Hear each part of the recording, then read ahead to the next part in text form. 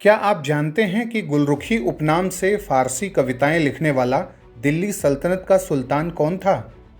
संस्कृत के एक आयुर्वेद ग्रंथ का फारसी में अनुवाद करने वाला सुल्तान कौन था? वो कौन सुल्तान था जिसके वजीर ने मोठ की मस्जिद का निर्माण करवाया था? और वो कौन सा सुल्तान था जिसने मुसलमानों को ताजिया निकालने और मुस्लिम स्त्रियों को पीरों और संतों के मजार पर जाने पर प्रतिबंध लगा दिया था? हम बात कर रहे हैं दिल्ली सल्तनत काल के लोदी राजवंश के शासक सिकंदर लोदी की, जिसकी आज ही के दिन यानी 21 नवंबर को मृत्यु हुई थी। नमस्कार, ध्येय टीवी के कार्यक्रम में आपका स्वागत है और मैं हूं विवेक ओझा। सिकंदर लोदी पहला ऐसा दिल्ली का सुल्तान था जिसने अपना मुख्यालय आगरा किले में स्थानांतरित कर दिया और वहां से शासन किया।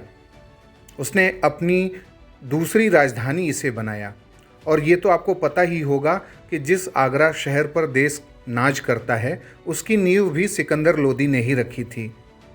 1504 ईस्वी में आगरा शहर की नींव उसने रखी और आगरा में उसने बादलगढ़ किले का निर्माण कराया और उसके बाद उसने सबसे पहले आगरा को राजधानी बनाया। कृषि व्यवस्था को सुधारने के लिए उसने अहम भूमिका निभाई। उसके राज में अनाज को लाने ले जाने पर कोई टैक्स नहीं था। खाद्य वस्तुएं भी सस्ती थीं।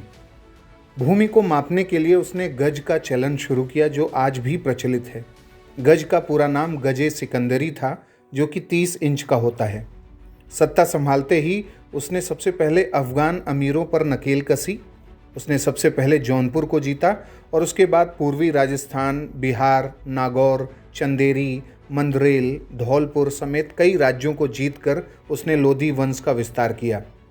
उसके आदेश पर संस्कृत के एक आयुर्वेद ग्रंथ का फारसी में फरहंगे सिकंदरी के नाम से अनुवाद किया गया। उसने मुसलमान स्त्रियों को पीरों और संतों के मजार पर जाने पर प्रतिबंध लगा दिया। मुसलमानों को ताजिया निकालने पर प्रतिबंध लगा दिया। सिकंदर ने नगरकोट के ज्वालामुखी मंदिर की मूर्ति को तोड़कर उसके टुकड़ों को कसाईयों को मांस तौलने के लिए दे दिया था। इसीलिए कहा जाता है कि धार्मिक मामलों में सिकंदर लोदी इस्लाम का पूरी तरह पालन करता था। वह एक कट्टरपंथी और धर्मांध शासक था। उसने भी धार्मिक असहिष्णुता की नीति का अनुसरण किया था, अपने पूर्ववर्ती सुल्तानों की तरह। उसने हिंदुओं पर घोर अत्याचार भी किए और अनेक मंदिरों और मूर्तियों को भी तोड़ा। सिकंदर लोदी सल्तनत काल का एकमात्र सुल्तान था जिसने खुम्स यानी लूट से मिली रकम से कोई हिस्सा नहीं लिया, जबकि अलाउद्दीन खिलजी ने अपने काल में 3/4 भाग लेना शुरू कर दिया था। उसने निर्धनों के लिए मुफ्त भोजन की व्यवस्था कराई, निष्पक्ष न्याय के लिए मियाँ भुआ को नियुक्त किया था। इसके बारे में कहा जाता है कि महान निर्गुण संत कबीर के समकालीन गुरु रविदास जी के ज़माने में ही दिल्ली में सिकंदर लोदी का शासन था।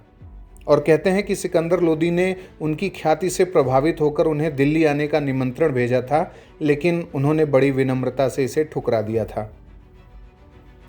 एक महत्वपूर्ण तथ्य यह भी है कि उसके समय में लज्जत ए सिकंदर शाही नामक एक श्रेष्ठ ग्रंथ की रचना भी हुई थी। तो ये था सिकंदर लोदी के बारे में आज का हमारा एपिसोड। आपको यह कार्यक्रम कैसा लगा, आप हमें यह कमेंट बॉक्स में बता सकते हैं।